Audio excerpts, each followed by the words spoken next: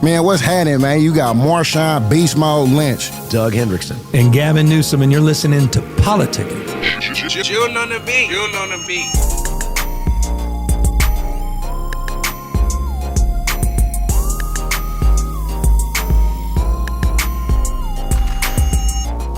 welcome to another episode of Politickin. Yeah, welcome. By the way, welcome to Chicago in the DNC. We are at the DNC. First time I've been to the DNC. I've been to 30 Super Bowls in a row, never the DNC.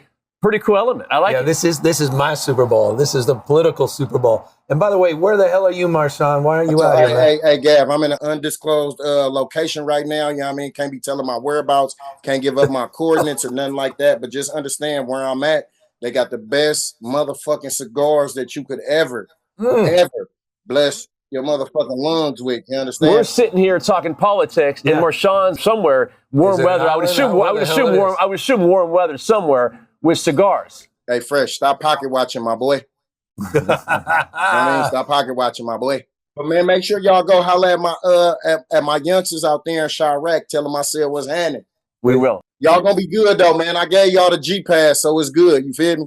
Man, I'll tell you what. Right now, we're giving no pass to Donald Trump. This has been a hell of a convention the last few days. And by the way, Michelle Obama, Barack Obama. We're going to hear from Kamala Harris later. But this has been one hell of an experience. But tonight we've got a few interesting guests. Who do we have on? We got Tony Goldwyn, former president of the United States. Love Tony. As seen on TV, President Fitz. Don't you watch Scandal? That's my boy Fitz, man. But look, see, man, Fitz, I'm gonna have to tell you though, because you feel me, Nam Deuce is my boy. You know what I'm talking about? Namdi's married to Kerry Washington, who is Tony's wife on Scandal. I ain't gonna lie, I'm a huge fan of the show, but sometimes I don't like how Fitz was handling my boy Nam Deuce girl. So I mean, I might have to put some hands on that motherfucker. He better be glad that I'm not in the building. And by the way, I believe, Marshawn, we have one of your favorites, Anthony Anderson, on tonight. Anthony Anderson, who is, by the way, a rock star. Anthony Anderson has been a grinder from day one. Unbelievable. Done from everything. Compton, California. And so we got the President of the United States. They're not like us? Is that what it is? Anthony They're not like us, Marshawn? Is that what it is? From Compton? There you go. Who sang that song? I knew that. It's my guy, Kendrick Lamar. Yes, I do. I'm all about Kendrick Lamar. California's poet laureate. Baby. Come on. Our poet laureate, Kendrick Lamar. Come on, Marin City, Tupac. We got Snoop. We got Dre. We got them all in Cali, Marshawn. You know that. I'm just tell y'all like this right now. Y'all just got a couple points. I love it. And a little California love out here at the DNC, Marshawn. All right, now who made that phrase right there? I made that. California love. We nominated the Vice President of the United States to be our nominee for the next President of the United States. And we had a little California love intro. And then I announced our 482 votes. And by the way, you did an incredible job. How many votes? 482. What do that even mean, though? It means she's got all the votes she needs to be the nominee of the Democratic Party. That's all it is. Delegates from each state. That's it. And Marshawn, we can't wait to see you next week, but this is a great episode. Let's enjoy one more night or two more nights. You're making it seem like the show is over. We just finna jump into this bitch. You know what I'm talking about? We're about to jump in. Absolutely right. Yeah. We're about to jump in to Politickin. Yeah. If we talk to our friends, if we listen to our neighbors, if we work like we've never worked before, if we hold firm to our convictions, we will elect Kamala Harris as the next President of the United States and Tim Walz as the next Vice President of the United States. Who's gonna have more fun than this podcast right now? Hey, man, what's happening? What's up with you, big dog? Shit, I'm trying to be like you when I get older. No, I wanna. What's that you smoking? Oh, look, this right here, you can't worry about this. This came from an undisclosed location that I can't give the coordinates out to. I but understand. You know that it's good. Oh, okay, cool. You know what I mean? Marshawn, I gotta tell you, I love that fit right now, bro. That is a fucking fit right there. Yeah, Jesus. That ain't bad. We gotta put that on Gavin. We gotta see if Gavin can rock that. No, I don't know if Gavin thank God I'm turned out. They take a special type of individual to come dripped out, you know what I'm talking about, like this, you know what I'm talking about? Yes, sir. I know what you're talking about. Hey man, when you get back from your undisclosed location, you got to let me know when you're back in the city, man, so we can connect. Yeah, cause man, you feel me? I appreciate what you do. Respect. I took a leap of faith and got into a new little career. Yeah, I mean, you got a lot of experience in that shit that I love to pick your brain on. You feel me? Oh, for sure, man. Because I like what you're doing, man. You found a nice little lane for yourself, man. You know what I'm saying? Man. Yeah. It's almost like some hustle and flow type shit. You know what I'm talking about? Oh shit! I hear what you're talking about. Yeah, you know what I'm talking about? Yeah, I know what you're talking about. Big dog, man. First of all, it's a pleasure. You know what I'm talking about? Yeah. It's a pleasure to get with you, man. It's a pleasure. That's what's up, baby. That's what's up, man. And probably one of the things I watched you in that I probably liked the best was the Transformer shit. Okay. Yeah, because you feel me? For me, seeing you in that type of position, it was like, it was a whole different little look. And it just showed your range and your length. Like, you know what I mean? Don't categorize me and don't put me in no box type shit. Right. Yeah. Yeah, my man. I love this union. You, Gavin Newsom, myself, and Doug. I don't know how this shit got put together. I think we need a fourth host, Anthony. You want to come join us? Come on, I got you, baby. I got you. I would disclose my location all the time. No, they're my kids, though. You know what I mean? They're my two sons right there. You know what I mean? They're my beluga sons, though. You feel me? Looking forward to the inheritance, Marshawn. That's what I'm talking. Look, check it out. It's gonna be greater later. Hey, Marshawn, you have to ask the answer to this. So, as you know, you and I have been to probably the last 18 Super Bowls together. First time I've been to this DNC stuff, okay? Little different, Marshawn.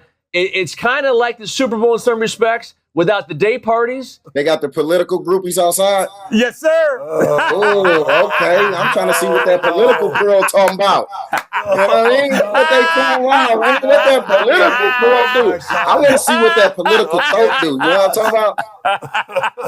Hey, so Anthony, I got a question for you. You grew up in LA, obviously, came from Compton. Marshawn came from Oakland. Yeah. And you got to find your way out. He had to find his way out. He did, obviously. You did too. A huge fan of your work and what you've done. Your career has been incredible.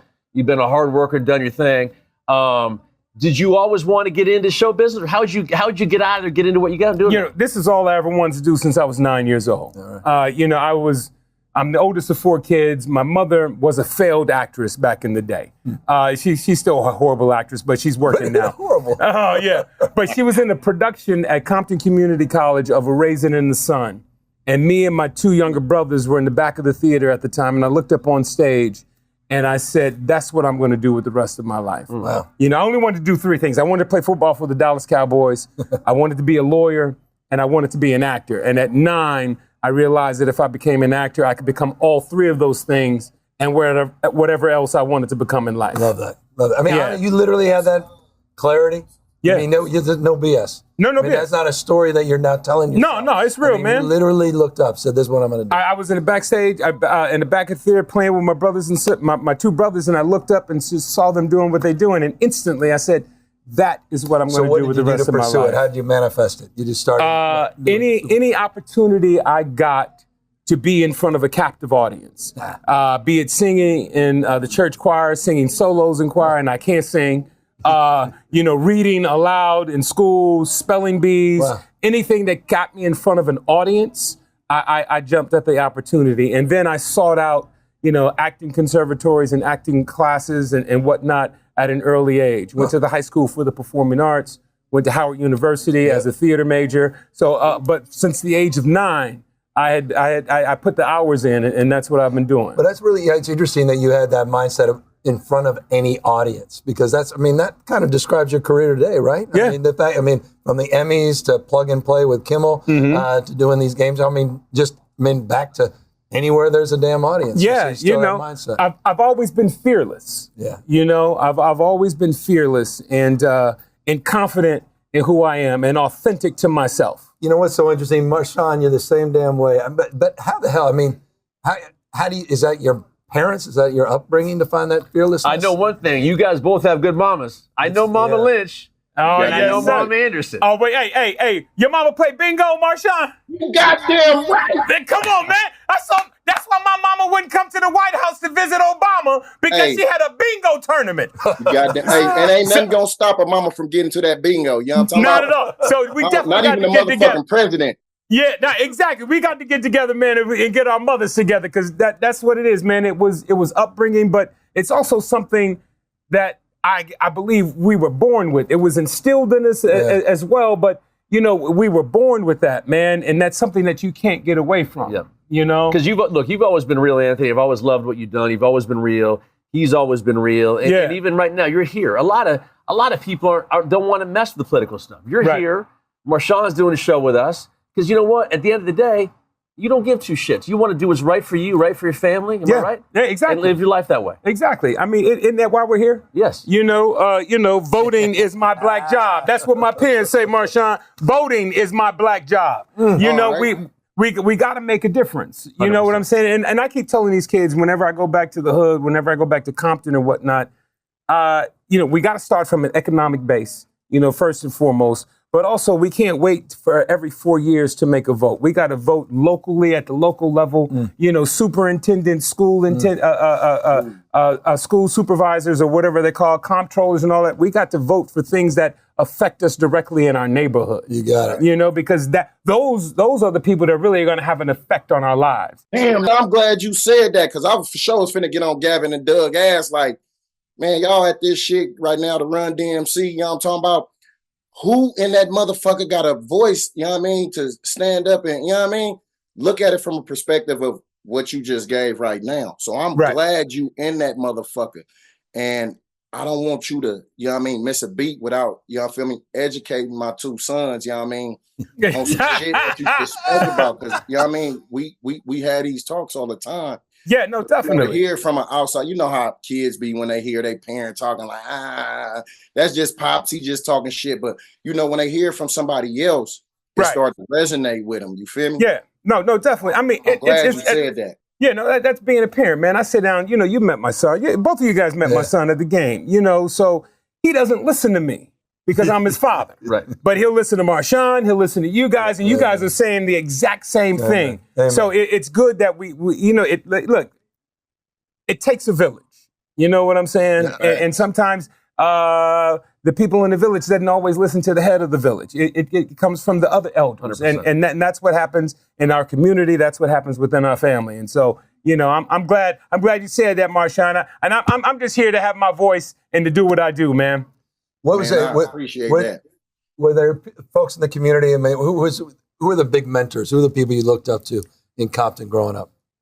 First and foremost, my parents. Yeah. But then, I mean, it's just crazy. The kids, you know, my boys that were in the street. Really? Yeah. You know, they had some of the most brilliant minds. If only they had directed that towards something else than the street, than drugs and gangs and all that. I was like, yo, man, you can run a Fortune 500 company. I see how you're running these blocks, you know, but it's all about circumstance. So those are the guys that I looked up to and took a page from their book, and they looked out for me. Yeah. You know, they made sure I stayed away from that. They supported me in every way that I could, but also were big brothers to me and was like, yo, no, Aunt, stay away from this shit. Yeah. You know, this shit ain't for you. You know, because I wanted to get into it. I wanted to be a part of the fast money. I wanted to get the girls. I wanted to get the cars. I wanted to get all that shit. But it didn't work. And they were like, no. You got a bigger future than this. So it's interesting because Marshawn says the same thing about him in Oakland with the streets in terms of sports. Yeah. So is it obviously they knew you were going entertainment and that was your path? Is the same way for other kids that were doing other things too? Is they recognize who might have the ability to get out and like, no, don't touch him. Yeah, that's exactly what it is. They saw in me what I saw in myself. Okay. Because like again, this was a journey and a path that I started at 9 years old. So these are the kids that watched me grow. Right. You know, even though they may have been a few years older than me, they saw what I was doing. I played ball. I did all this other shit with them, but they saw me, and my nickname was the actor. They were like, oh, here comes the actor. Okay, the actor's here. But, you know, they looked out for me. They gave me money when I needed money. They gave me cars when I needed cars, you know, to go out on dates or to go on auditions and whatnot. They made sure I was taken care of, and they kept me insulated or protected from the world in which they were in, even though I lived in that bubble. I love it. Yeah. Marshawn, you have a similar experience those early years, man? Most definitely. And what he just described right now, that's a saying that we like to say was raised by OGs and not IG. You feel me? Yeah. IG is Instagram. OG's self-explanatory. But you know what I mean, from listening to, you know what I mean, what he was just talking about, you have to have that type of village around you, considering, you know what I mean, the conditions that you in, because at the end of the day, it's more about survival. You know what I mean? A lot of the individuals who, you know what I mean, for me, and I can almost contest to the same for you, a lot of those individuals, that was what they did in order to survive, because that's what they knew. Right. The mindset in which you're talking about, a lot of these could have went and ran 500 fortunate companies. You got the brain power to do it, but your circumstances. And these individuals, they understand that, but for the time and where they at that point in time, they get caught up into the, you know what I mean, they get waist deep, knee deep, waist deep into it. And it ain't like something you could turn your back on once you in that shit. Once you in it, then you win it.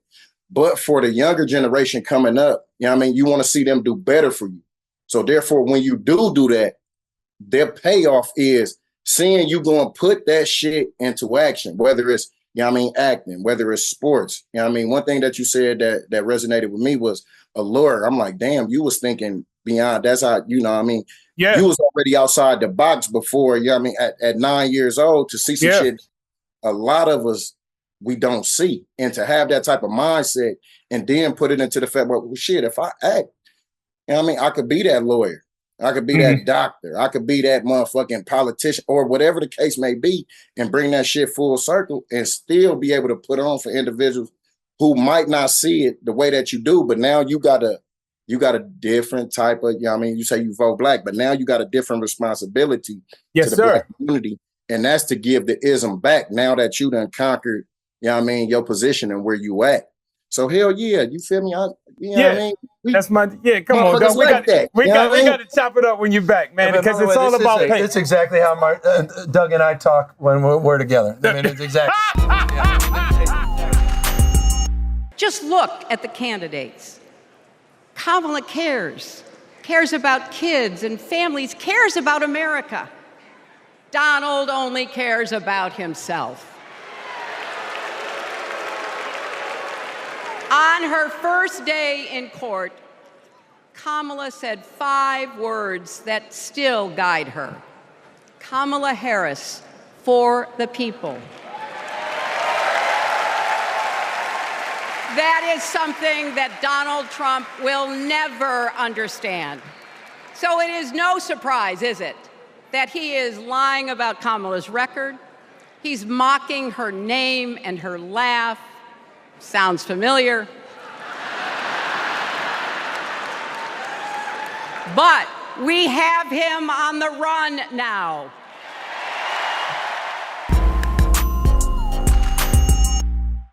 I come from a state like our nation of dreamers, of doers, of entrepreneurs, of innovators that prides itself on being on the leading and cutting edge of new ideas. California is the most diverse state in the world's most diverse democracy. And Democrats, I've had the privilege for over 20 years to see that future taking shape with a star in Alameda courtroom by the name of Kamala Harris. I saw that star fighting for criminal justice, racial justice, economic justice, social justice. I saw that star get even brighter as Attorney General of California, as a United States Senator, and as Vice President of the United States of America. It's time for us to do the right thing, and that is to elect Kamala Harris as the next President of the United States of America. California, we proudly cast our 482 votes for the next president, Kamala Harris. I want to ask you a question, and you may not remember this. And Marshawn, this is interesting. As you know, as an agent I am, I remember back in 2007, I'm with you with Justin Tuck's event. Yeah. And we're at the bar before the event he had. In New York? In New York. Okay. And I think he might have just had a show canceled. Something happened, right? And never forget, we're sitting there at the bar having tequila. And you're between stuff. And tell me your mindset back then, because you're going in your career, and unlike sports where the phone might stop ringing or you got to get a tryout, whatever it may be, you're between jobs. I don't know what it was, but I'll never forget, we're sitting there, you're between stuff, and you don't know when the next thing's coming. Right. So the mentality of an actor, because Marshawn's now an actor, how do you go through that process? Like, I gotta do, are you calling your agent? You calling your manager? Are you like, shit, I hope something comes in? How's your mindset when you're between stuff and this is your livelihood? You know, it's all about being your authentic self, right? The industry and your agents and your managers, I don't need to call them if I'm in between gigs. They know what their job is. They know what their hustle is. And it's the hustle up the next thing for me. But for me, it was also about creating that next opportunity. Because if that opportunity, if I'm looking for things and things aren't being written for me, stories aren't being written about me or about the culture that I'm from or anything that I could be a part of, I have to create those things for myself. And that's what I was able to do with my very first television show, All About the Andersons, I created. Blackish, and creating that with my partner, Kenya Barris, and telling our story. So it's just it's about creating those opportunities for yourself and not sitting back and waiting on somebody to bring you something or create something for you that may not be right for you. And then you have to conform to that. It's like, no, I want to tell my story. So I love everything you just say. We talk in political terms, say, the future's not something to experience, it's something to manifest. Decisions, not conditions, determine our future. But this notion of having agency, I mean, again, was that I just think it's fascinating you've had that mindset and you've had that self-confidence. But ultimately, what you continue to say that I think resonates most with me, and I know in terms of my appreciation for Marshawn, this notion of authenticity, you keep bringing that up. And just being yourself. I mean, was that something, again, nature, nurture? Was that something mom said? It's just how I was raised, and it's just who I am. And I think that's what endures Marshawn and myself to the public the way that it does. Yeah. They look at Marshawn, they look at myself, and it's like, yo, that's my man on the block. That's my uncle. That's my cousin. That's my family right there. Yeah. And I think that's what has resonated with people around the world, in particular for me, because they see me, they see themselves up there. They see someone that's unapologetic, that's doing it their way, that doesn't mind making mistakes, and we learn from those things, man. And going back to, something that Marshawn was saying earlier, it's about paying it forward. You know what I'm saying? Going back, to the cats that we grew up with who saw something in us and invested in us so that we could be in the positions that we're in right now. So now it's my responsibility to go back and lift as I climb. That's what it's all about. And that's what I do. And I believe that's what Marshawn has been doing with his foundations. I've been following you, brother. I've been seeing what you're doing. I've been a fan of yours for a long time, man. Hey, man, spit that ism though. You know what I'm talking about? Yeah. And then, one thing that I just went I went crabbing for the first time. Okay. I enjoyed the fucking experience like a motherfucker, right? Yeah. And as I'm catching the crabs and I'm throwing them in the barrel, you feel me? I was so excited about, I got a crab. Oh, I got another one. Oh, I got 4-piece. I got a 2-piece. And I'm throwing them in there. And then you feel me, at the end of the experience, at the end of the trip, I look in the bucket and I'm like, oh shit. This is the mentality that I heard, the crab in the bucket type of situation. And I was like, damn, from looking at it and actually seeing it with my own eyes, I'm like, oh, fuck. It resonated to me so much on a deeper level that I'm like, damn. But what it sounds like when you speak is more so your mindset and your mentality was to shake that shit. Yeah. Not be, you feel me though, a prisoner of the fucking, whether it be the fucking police officer, down the street, or the motherfucking teacher or the principal who tell you ain't gonna be shit, that you're gonna be dead or in jail by the age of 18 because they so used to putting that type of fucking, I'm gonna say motherfucking spell on us, because they Right. using those words, you know what I mean, to trap our mind and to believe that shit. Because it was up until I was 19, 20, when I'm looking at it like, damn, I'm not in jail, nor am I dead. Right. Like, oh, these are extra lives that I got right now.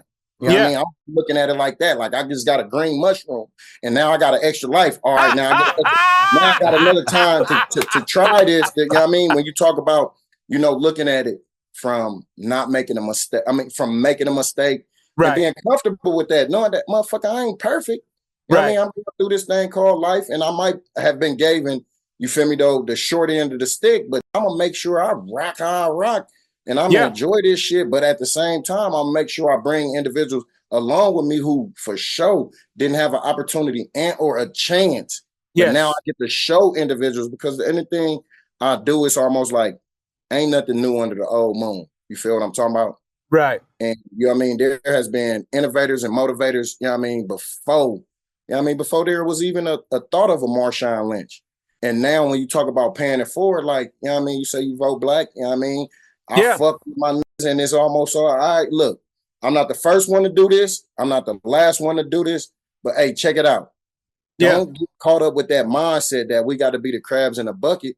Fuck that. Right.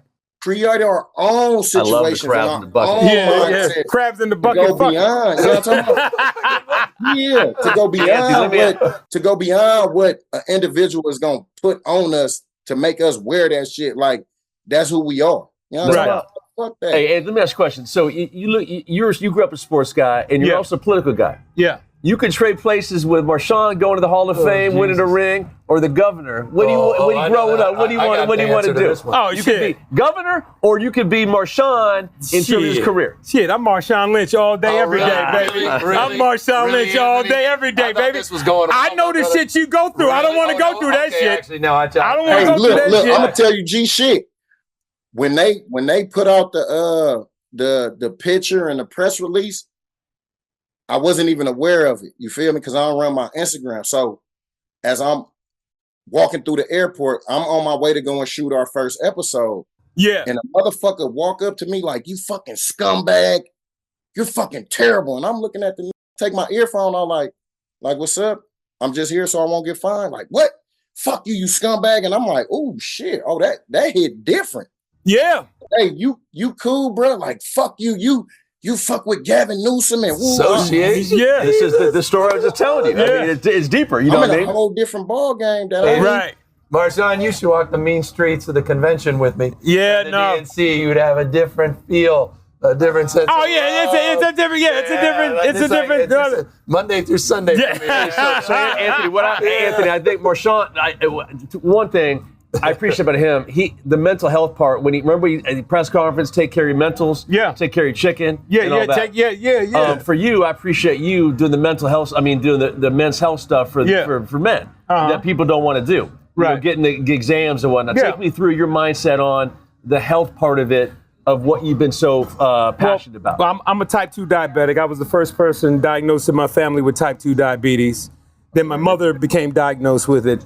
And then later on down the line, my father, we found out is a type 2 diabetic, but had been undiagnosed for more than 20 years. And I realized that from the symptoms that I had when I first was diagnosed as a type 2 diabetic, thinking back to my childhood, my early teenage years, I was like, oh shit, that's what my dad was going through back then. But as a black man, and it's unfortunate that within our community, our men rarely go to the hospital unless an appendage is falling off or something like that. But regular shit, we don't do. So I partnered with Novo Nordisk to start this campaign about getrealaboutdiabetes.com. And it's just more of an informational website that people can go to get information about being a diabetic and the things they should ask their doctors, the things that they should look out for. But it's more so me traveling the country and having these conversations within our community about, go get yourself checked out, man. Go to the doctor, because you get your oil changed in your car every 3,000 miles. Amen. But you don't want to go to the doctor every 6 months, every 4 months, every quarter, because if you go, because they're afraid of what they might find. Right. I was like, well, okay, well, you go. It might be preventative. 100%. You know what I'm saying? Yeah. Or they may find something and it's not too late. Yep. But if you don't go at all, that's it. You know, I lost my father to complications from diabetes because he was undiagnosed for 20 plus years and it ravaged his life. So and if he went that's what I do. He would have. Yes. Yeah. Yes. Yes. That's what it is. And another thing, I just want to go back to what Marshawn was saying. You know, he had turned 19 or 20 and realized that, you know, he had a green mushroom and he got extra lives. You know, I was so proud when I reached a certain age that I wasn't the statistic that society said that I may be coming from the place that I came from. And I sit here today as a 54-year-old man with the success that I've had. 5'4", bro? Yeah, just turned 5'4" on Thursday, baby, really? August 15th. Happy birthday. Yeah, by the way, thank you, happy brother. birthday's right. First of all, congratulations. You don't look a day over. I think I thought I had you though. You know what I mean?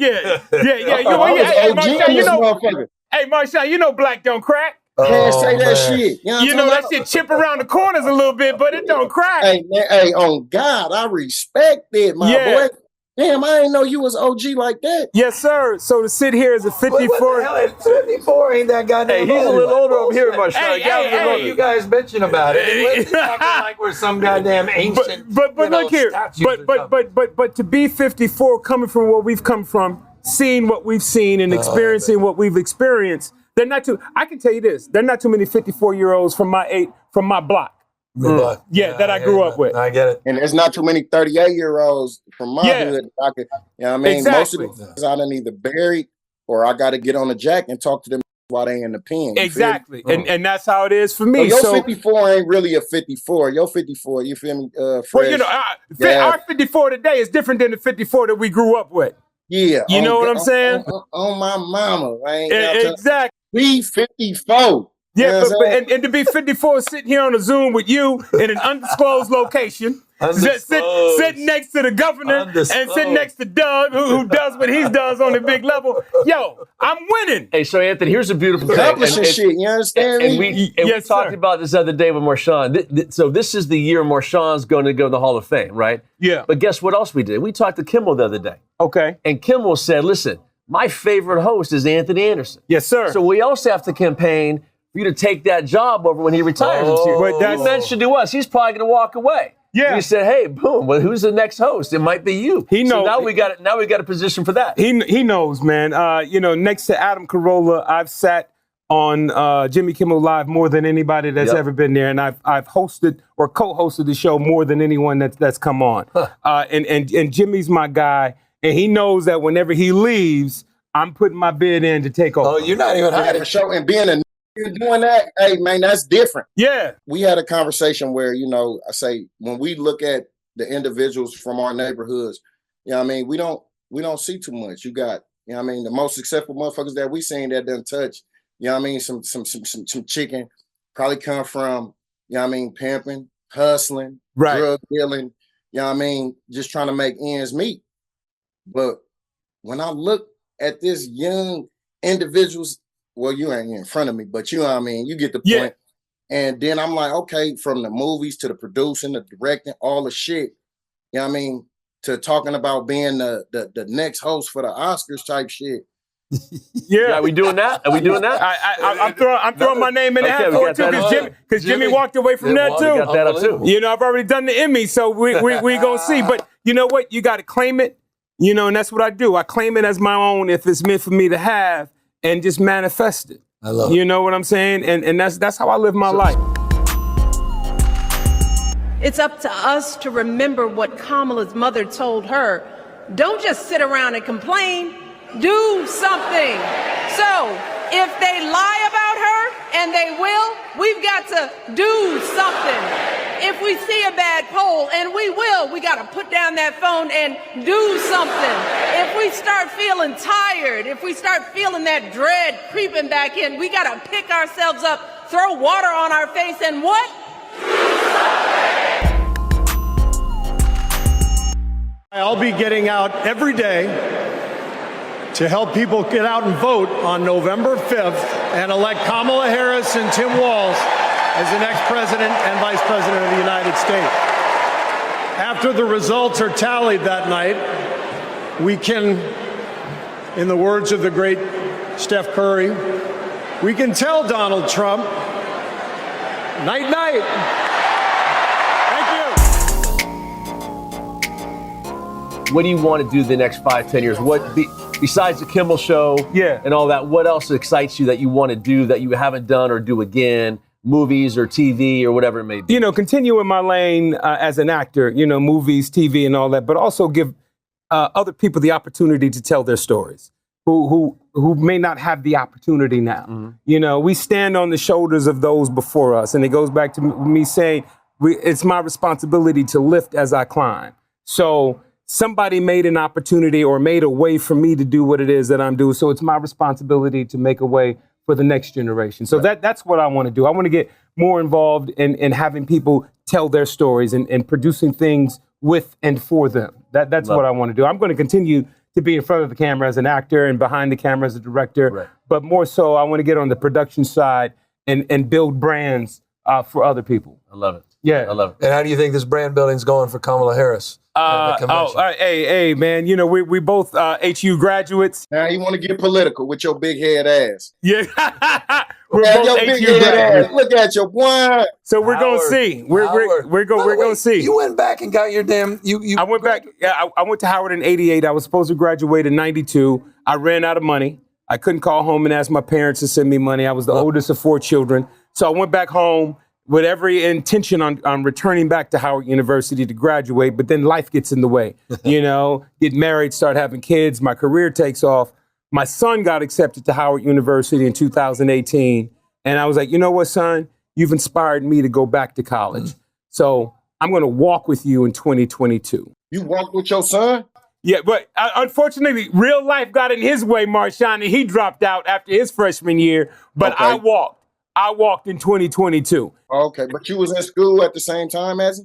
Yeah. So I hope that was an inspiration for him to see me walk across the stage and get my degree. And he was like, okay, because he's following in my footsteps. He's a young actor. He's had several shows. He's talented. Did you want him to go down your path or no? No, it was something he chose to do on his own. Okay. Yeah, it was something he chose to do on his own. Did you try to tell him not to get into it or you couldn't talk? Or no? No, I didn't want it. If that was his passion, got it. He saw...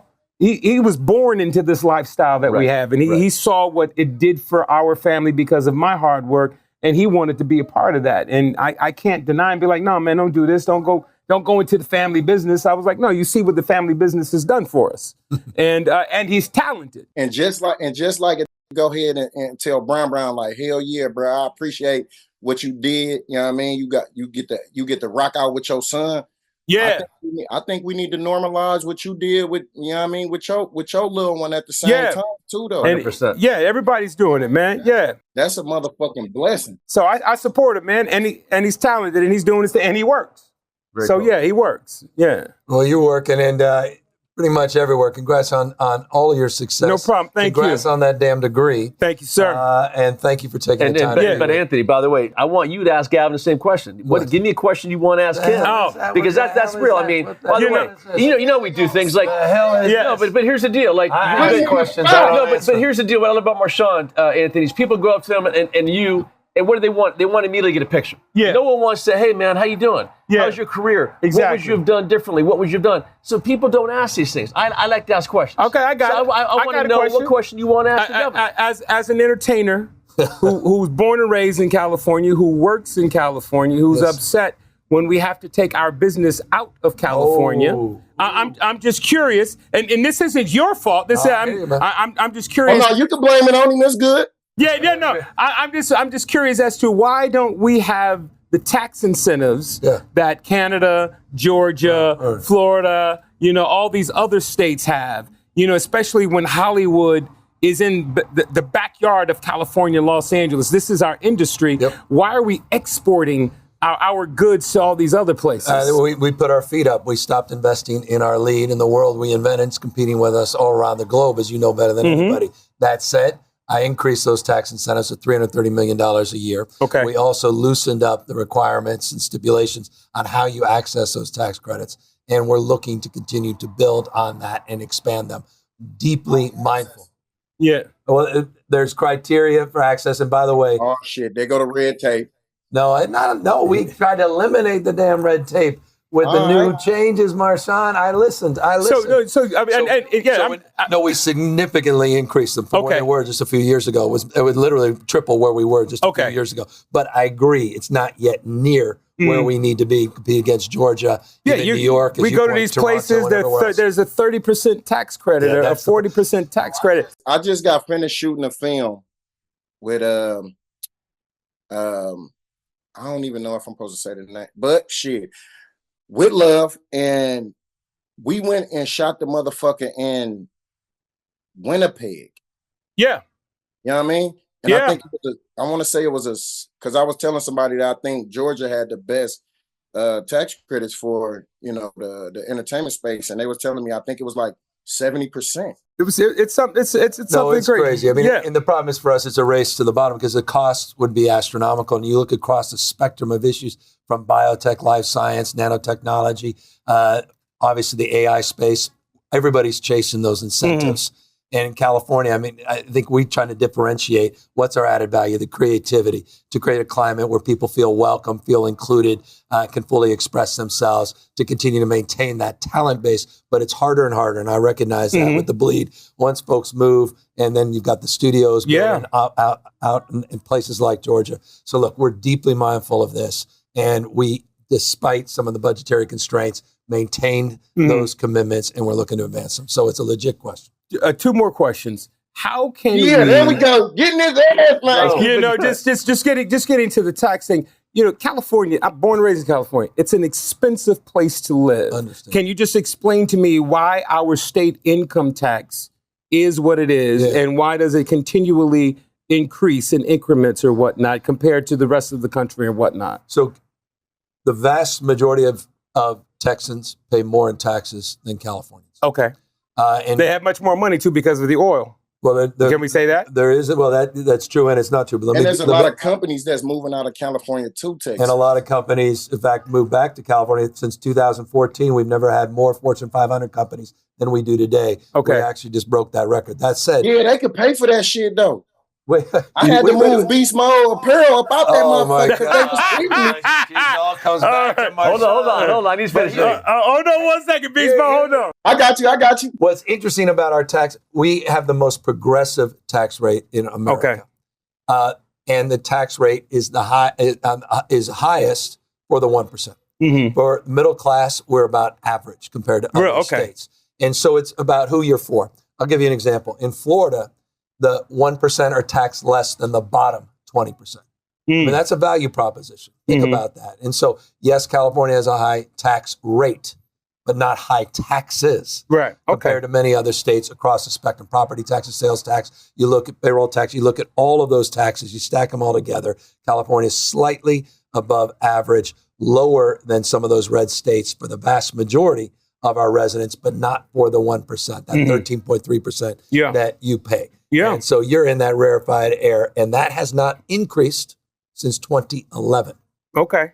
It was 2011. The voters approved that tax rate. The only tax increase you have had is the elimination of the state and local tax deduction. Yeah. And that was a Trump tax increase. Trust me. Yeah. Anthony, real talk. When Marshawn, you were coming on, he was so excited. So we want, honest and true story, we want to thank you, man, because he was like, giddy to talk to you. He's excited. From his undisclosed location. Yeah, that starts with a C. My client was your cousin and whatnot, so I've known you a long time. Yeah. We love what you're all about. We love what you do. Thank you. And this is what our show is all about. We want to bring guys like you on that get it, that are real, authentic, understand life on borrowed time, live life the fullest, enjoy it as well. Yes, sir. Okay, we're gonna have a couple drinks tonight, right? Yes, sir. After this tonight. Yeah, we ain't gonna stop and whatnot. We don't know where he's at. He's having one right now. That's okay. Hey, Beast Mode, I'm gonna put one in the air for you myself tonight.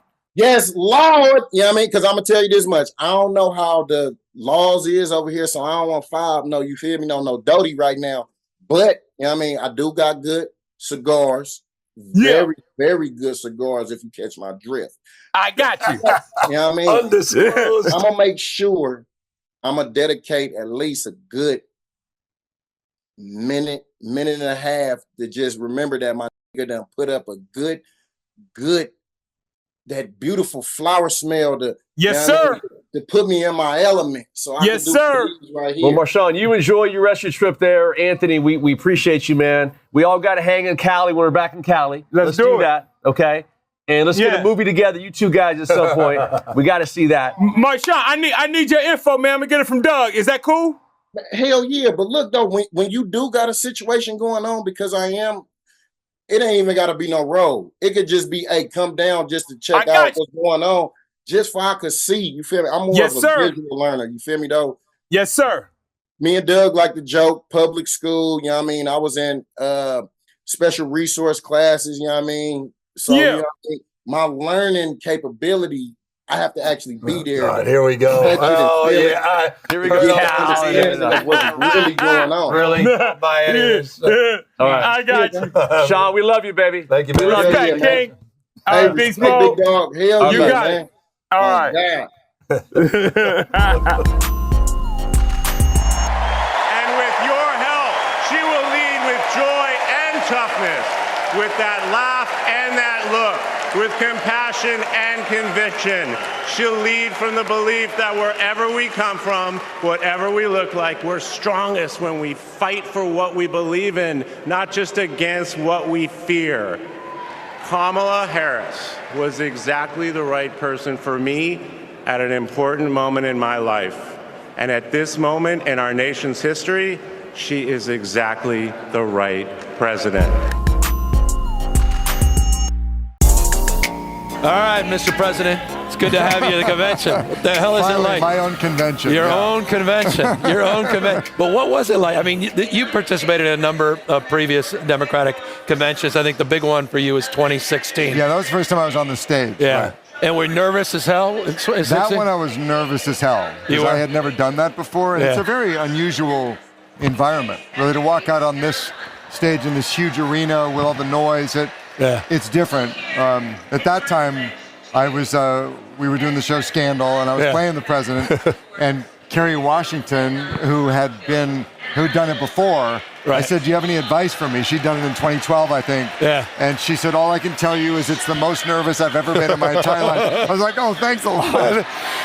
But that's wild to me as an actor. I mean, that you're always performing. Don't you look at it as just like another performance? Kinda. Or is it just way out of the element? No, it is the same. I mean, actually, in 16, I stood, backstage getting ready to go on, and my heart started pounding really hard. And so I said to myself, I'm the goddamn president of the United States. And then I walked out. Is it literally a in my head, mantra? I was like, yeah. So I walked out. That was very helpful. No, Tony, big fan of yours in terms of what you've done your whole career. And so coming out here you killed it the other day. And everyone loved what you did. It's all over the internet of what you did and how you did and all that stuff. So was it anything you prepared in terms of the last years of Scandal coming out allows you to come out and do what you did? Well, you kind of learn. I mean, I thought doing that show, I realized that, Governor, there was a certain theatricality and a performance aspect to the job of being you have to do. So the thing that shocked me as an actor when I started doing Scandal is that people started treating me with this deference as if I was actually the president of the United States. Wild, huh?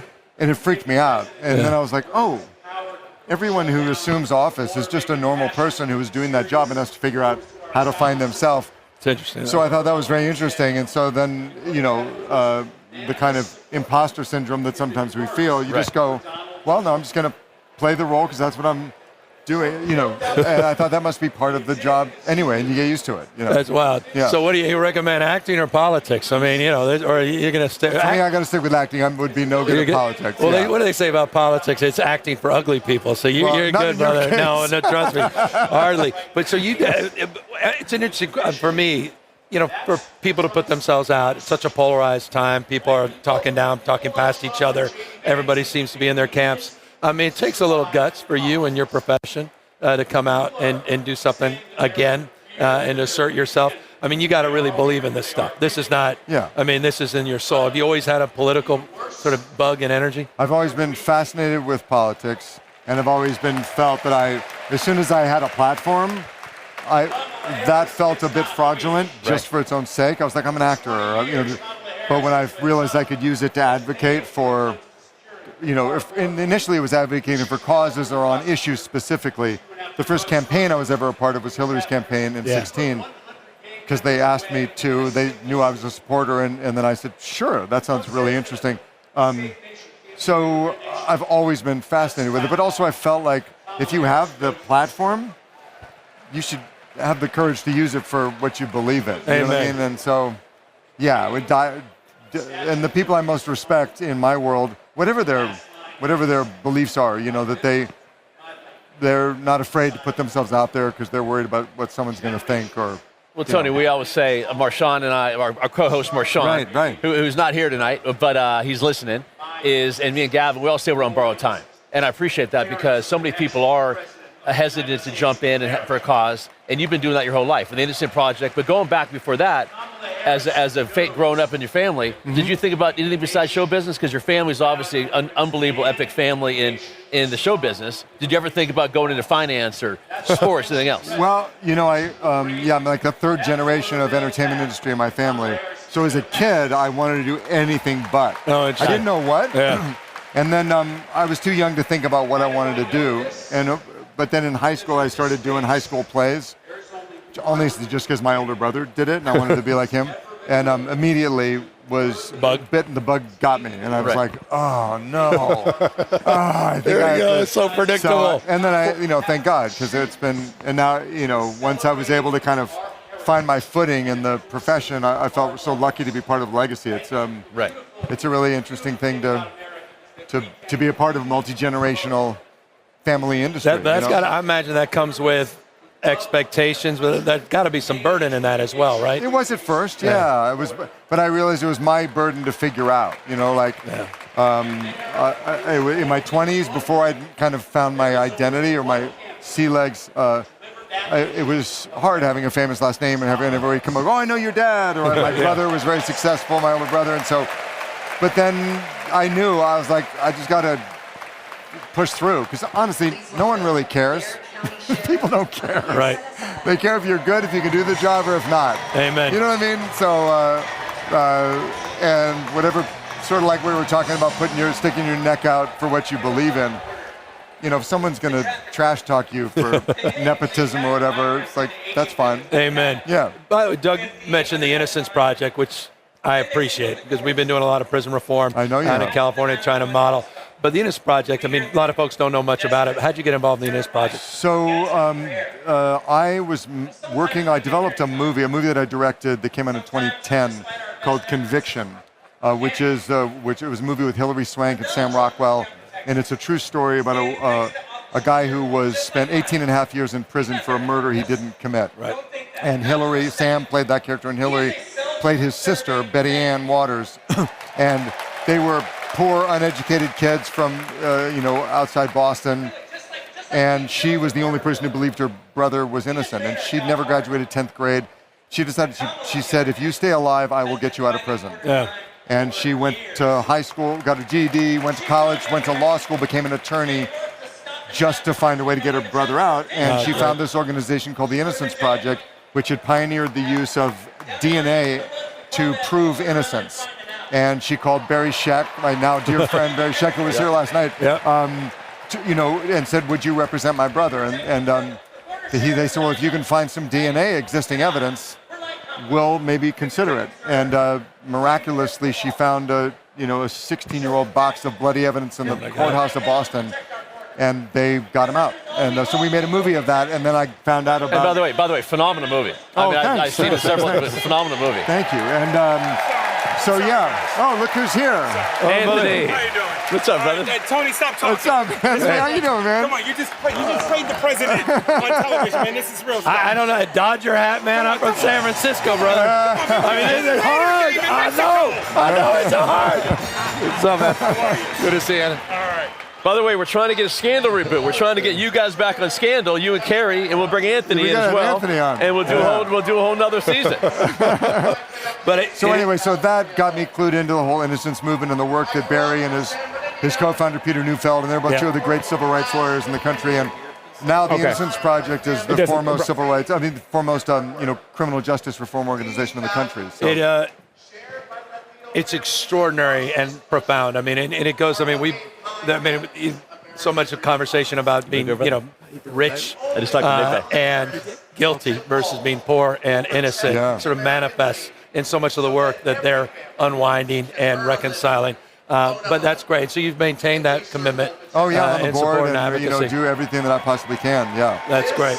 Yeah. Well, appreciate you coming out and doing this year was a little different for you though. You didn't I mean, it wasn't one and done. You were the MC. MC of the first night, yeah. Yeah, a little stress. That's pretty good. It was a little stressed, but it was super cool. But Tony, since you're a political guy, Tony, I want to ask you a question. I want you to ask the governor a question of one thing or two things you want to ask him that you haven't asked him. Yeah. Really? Because I get that all the time. I get that all the time. And I want to hear from you what you want to ask him. No, I do have a question. I want to hear it. I want to hear it. How, we didn't bet in your this. view, Jesus. how do this energy we all feel? How do we maintain this momentum? That's the key. Between Thursday night and November. We just had the Olympics. I didn't see anyone run the 90-yard dash. Yeah, right. I mean, it was like they were at peak. They were running a 110-yard dash, and that's got to be the mindset. We talked about Hillary Clinton. You're obviously in support. We were all out there. I think we all ran the 80-yard dash. Right. We kind of believe the punditry and the polls. We think we're going to dial this in. We just got to dial it up. We got to keep Donald Trump on the defense. Keep him on the mat. He's on the mat. He's flailing. He can't even throw a punch, let alone land a punch right now. And so we just have to keep that momentum. And that means everybody has to just double down, do more. No one has to worry as much as they were in the past. So we just have that maintain that momentum, the passion, action, and we can pull this thing out. But look, no one should underestimate Donald Trump. Right. No one, you just can't. Yeah. I mean, he's the T-Rex of the Republican Party, right? Yeah. He'll mate you or he'll devour you. Yeah. And so he's got that base locked up. And I'm worried about this RFK thing, too. He's going to make an announcement or something soon? Yeah, he may be jumping in. Who the hell knows? Jumping in? Anthony, do you know? I want him to stay at home. Whatever. I hope that's his announcement, that he's going to stay home. He's going to stay home? Yeah, that's what I hope. And you didn't stay home. You're here as well. I'm here, baby. I showed up for you. Oh, you showed up for me? In a Dodger hat. In a damn Dodger hat. Top of my list, Kamala Newsom. Oh, really? Yeah. Really? And California all day long. Between you and I thought that's what the ticket was going to be. Really? I think we have enough Californians represented here, buddy. Jesus. And enough San Franciscans. I mean, let's stay on. We got to win this damn thing. Yes. Okay? Jesus. Well, Tony, it's amazing that you're here again. Thanks for all your support of the party, but more importantly, thanks to just the causes you're committed to and engaged in. The Innocent Project, top of mind, and thank you for all the work that you're doing for all of us. That was a spirited way to kick off the convention. The two nights you want, Monday night and Thursday night. See, he was prime time. Okay. That's when people tune in. As they're excited. So congrats. All right. Well, thanks, Governor. Thanks for so joining great us, to see you. Yeah, right. Yeah, thanks, Tony.